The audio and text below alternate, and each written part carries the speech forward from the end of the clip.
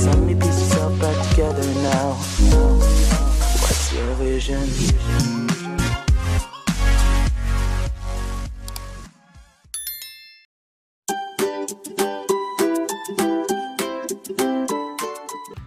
Assalamualaikum warahmatullahi wabarakatuh. Jumpa lagi dengan saya Qobla Harumika di YouTube Qobla Harumika. Baik, pada kesempatan kali ini saya akan mencoba membahas tentang prediksi ya, pembahasan soal penilaian akhir sekolah semester 1 ya, SMK, SMA maupun MA. Bagaimana model soal, bentuk dan pembahasannya? Kita simak video penjelasan berikut ini. Baik, langsung saja soal yang pertama ya. Di sini ada pertanyaan. Jadi sekali lagi dalam konten saya dalam pengerjaan soal yang kita baca adalah pertanyaannya terlebih dahulu, jangan bacaannya ya. Perbaikan yang tepat untuk kalimat penutup surat lamaran tersebut adalah, ingat aturan dalam penutup surat. Jadi ada 3 aturan ya. 1, 2, 3. Jadi ada 3 aturan ya. Aturan ini trik untuk mengerjakan dalam penutup surat. Yang pertama, harus menggunakan sapaan. Nah, sapaan. Sapaan itu bapak, ibu, saudara, dan ditulis dengan menggunakan huruf kapital. Misalnya ibu, nah, seperti ini ya. Itu harus menggunakan sapaan. Tidak boleh menggunakan katanya. Jadi kalau menggunakannya dalam penutup surat itu salah ya. Jadi kalau menggunakannya itu salah. Jadi kalau adanya pasti salah. Yang digunakan adalah sapaan, ibu, bapak, paman, saudara dan seterusnya. Yang kedua, tidak boleh berlebihan atau lebay ya, atau berlebihan tidak boleh. Nah, ingat, berlebihan tidak boleh. Contohnya berlebihan itu bagaimana? Banyak-banyak, beribu-ribu, itu tidak boleh ya. Kemudian yang ketiga adalah tidak terpengaruh bahasa daerah. Bahasa daerah itu seperti bahasa Jawa, haturkan, matur nuwun. Nah, itu tidak boleh. Jadi ada 3 aturan dalam penutup surat. Nah, ini udah kalian pegang saja. Yang pertama, harus menggunakan sapaan. Tidak boleh menggunakannya, tidak boleh berlebihan, banyak-banyak, beribu-ribu tidak boleh, dan tidak terpengaruh bahasa daerah. Haturkan, matur nuwun itu tidak boleh. Sebetulnya langsung bisa kita cek tanpa melihat soalnya atau bacaannya ya. Kita cek saja. Atas berartiannya adanya, ini pasti salah ya, itu pasti salah. B, atas berartian bapak saya ucapkan banyak, ini salah, ada banyak. Berarti apa? Berlebihan, salah. Ini sudah menggunakan sapaan, sudah benar ya. Atas berartiannya salah lagi, kita silang. Kemudian D, atas berartian bapak saya mengucapkan terima kasih, ini benar ya. Atau E, atas berartiannya ini salah, saya ucapkan banyak terima kasih, ini salah. Jadi jelas jawabannya adalah D, korek ya. Jadi hanya 3 syarat aturan ini yang wajib kalian pahami. Jadi nggak usah melihat soal atas ini ya, nggak masalah sebetulnya ya. Jadi pasti jawabannya adalah D. Paham? Mudah sekali. Baik, kita lanjutkan soal berikutnya. Soal nomor 2. Bagian surat di atas merupakan yang terhormat ini apa? Alamat yang dituju, jelas ya. Kalau kepala surat itu berisi alamat ya, alamat paling atas juga ada alamat ya, kop surat atau kepala surat, tidak ada YTH. Jadi paling atas ya itu kop surat. Yang B, pembuka dengan hormat, enggak.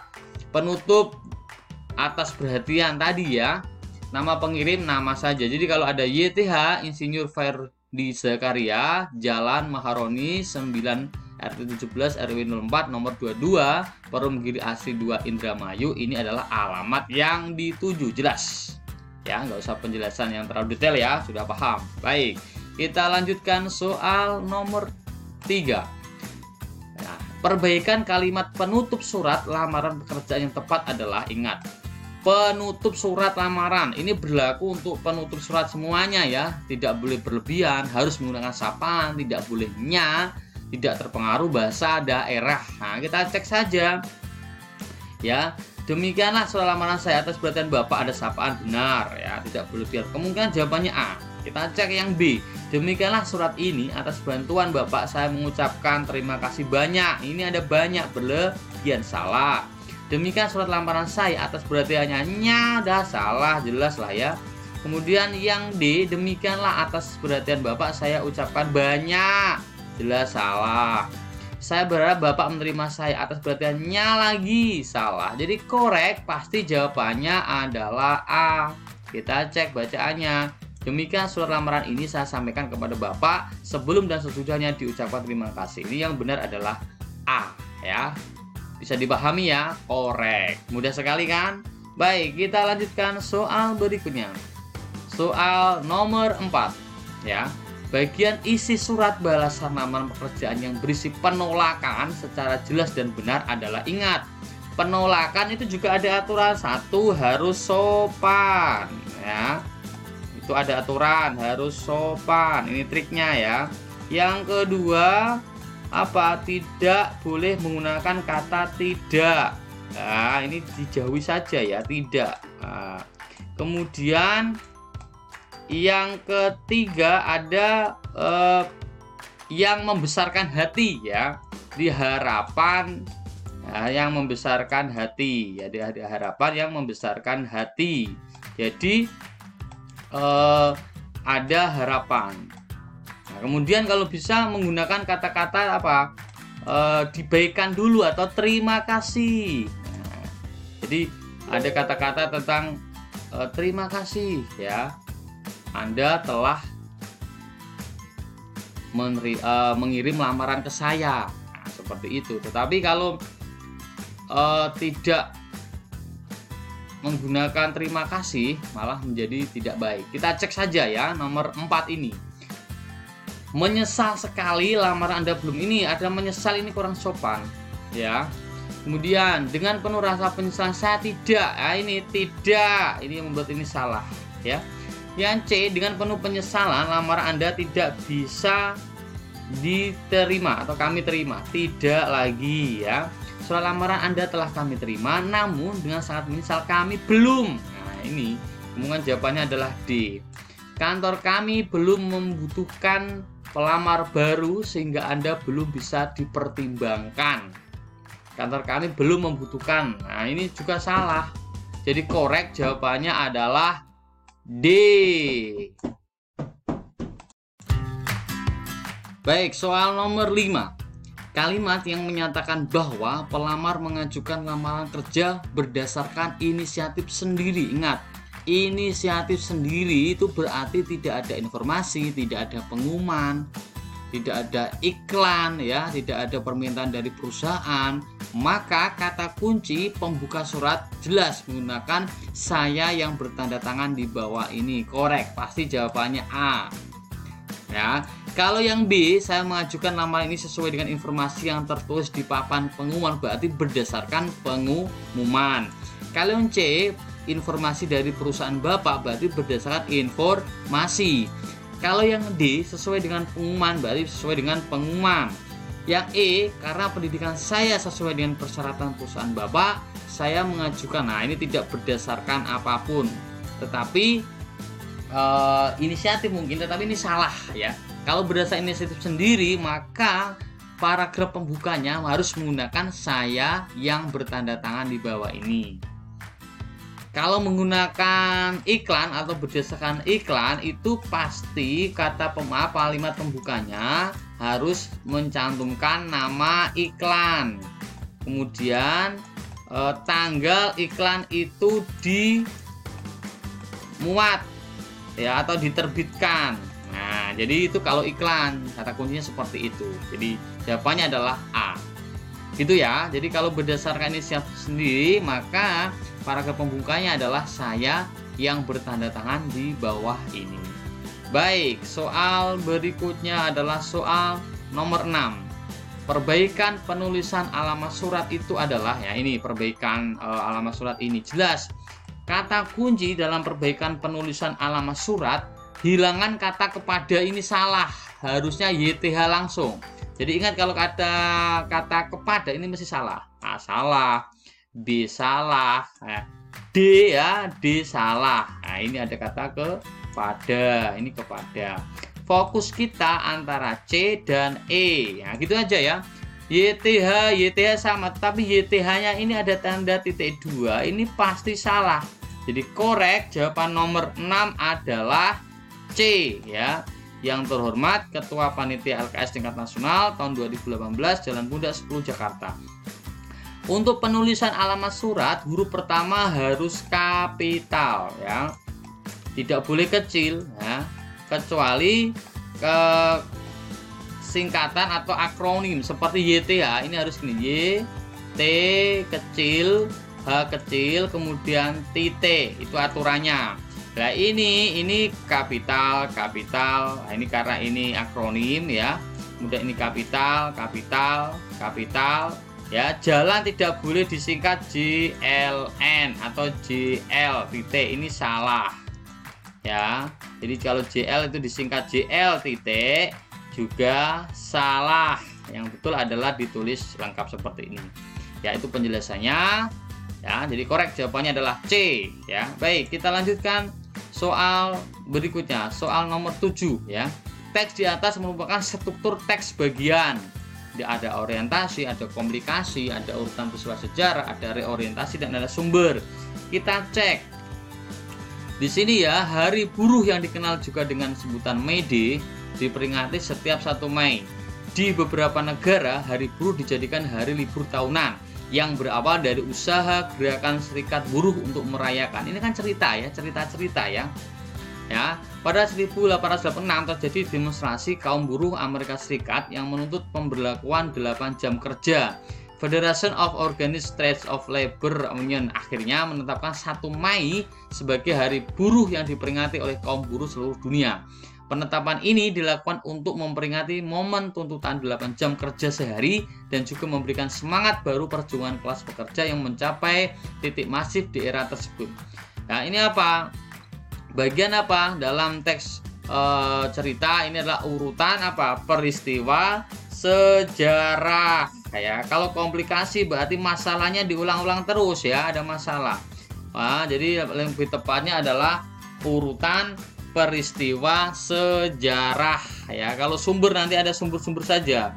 Nah, kalau reorientasi itu berarti akhir ya, akhir. Kalau ini adalah urutan peristiwa sejarah dari awal tanggal 1 Mei, kemudian jadi ini peristiwa sejarah yang paling konkret ya. Jadi jawabannya adalah C. Baik, soal berikutnya, soal nomor 8. Berikut ini merupakan deretan nomina. Nomina itu apa? Kata benda ya. Nomina itu apa? Kata benda. Jadi yang merupakan kata benda yang mana? Ada cirinya ya. Nomina itu akhiran an ya. An itu juga membentuk kata benda. Kemudian ke an juga membentuk kata benda. Nah, kita cek saja ya. Semua kata benda ya.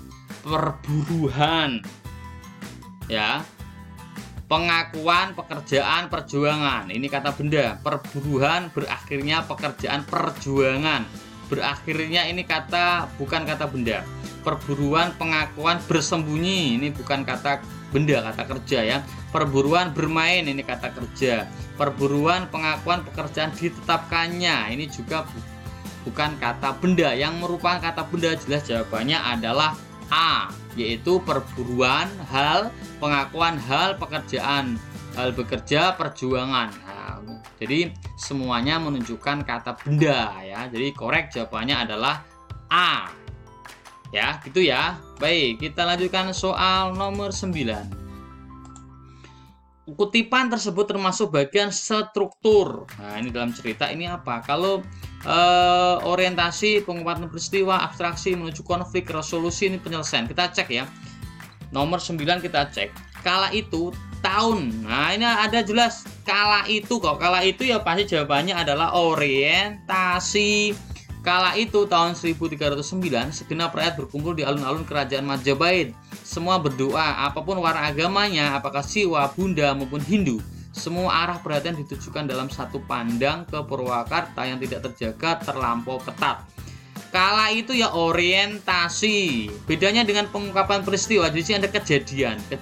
Kalau di sini ada kejadian, kalau tidak ada ya bukan orientasi ya. Konflik tidak ada masalah, resolusi akhir atau penyelesaian akhir ya. Abstraksi ini tidak. Jadi jawabannya orientasi ada dibuktikan dengan kala itu ya. Bagian awal ya, orientasi. Jadi korek jawabannya adalah A.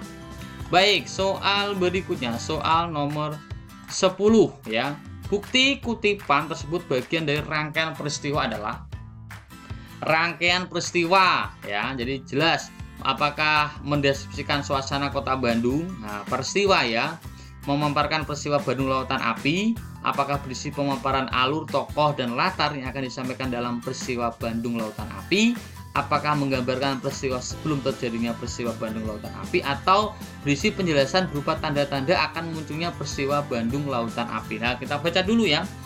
Ultimatum agar Tentara Republik Indonesia atau TRI meninggalkan kota dan rakyat melahirkan politik bumi hangus. Rakyat tidak rela kota Bandung dimanfaatkan oleh musuh. Nah, ini mereka mengungsi ke arah selatan bersama para pejuang.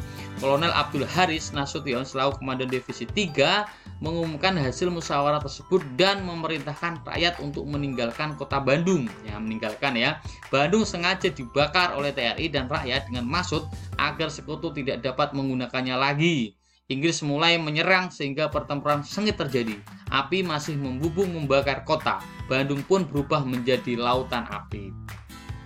Apa ya? Di sini rangkaian peristiwa apa? Di sini berisi penjelasan berupa tanda-tanda akan munculnya peristiwa Bandung Lautan Api. Jadi jawabannya apakah E? Nah, kita cek kalau masih ragu-ragu ya. Mendeskripsikan suasana kota Bandung tidak. Memaparkan peristiwa Bandung Lautan Api tidak. Ini tanda-tanda sebelum terjadinya kan? Berisi nggak salah, menggambarkan peristiwa sebelum terjadinya peristiwa Bandung Lautan Api. Antara D dan E ya. Nah, menggambarkan peristiwa sebelum terjadinya peristiwa Bandung Lautan Api atau penjelasan tanda-tanda. Nah, ini tanda-tanda. Tanda-tandanya apa? Di sini dibakar. Di sini meninggalkan kota rakyat ya. Meninggalkan kota dan rakyat melahirkan politik bumi hangus. Jadi antara D dan E ya, yang lebih spesifik, yang lebih jelas adalah menjelaskan berupa tanda-tanda akan munculnya peristiwa Bandung Lautan Api. Ya, kalau sebelum terjadinya ini kan belum ke fokus ya. Kalau ini kan tanda-tanda. Nah, seperti itu ya. Jadi kalau yang sebelum terjadinya kan masih bersifat luas. Tapi kalau berupa tanda-tanda akan munculnya, nah ini berarti karena tanda-tandanya ini sudah disengaja atau sudah direncanakan akan terjadi pembumi hangusan Bandung Lautan Api. Jadi korek jawabannya adalah E ya. Terima kasih ya. Ini adalah penjelasan di part 1 soal nomor 1 sampai 10. Nanti ikuti di part kedua, akan saya sampaikan pembahasan soal berikutnya. Terima kasih, semoga bermanfaat dan lebih memahami ya. Assalamualaikum warahmatullahi wabarakatuh.